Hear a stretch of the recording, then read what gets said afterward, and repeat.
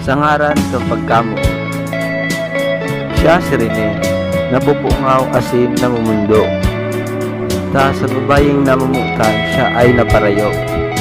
Tios niya ang kada banggi nang sa iyang babayeng namumutan ay dai niya nakukupo.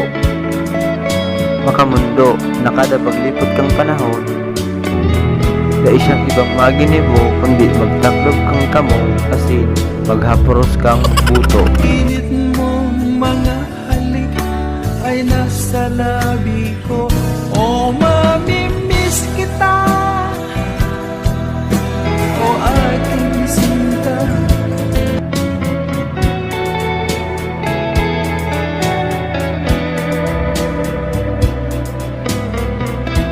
May mga aldaw na nakahuron niya ang sa iyang namamutan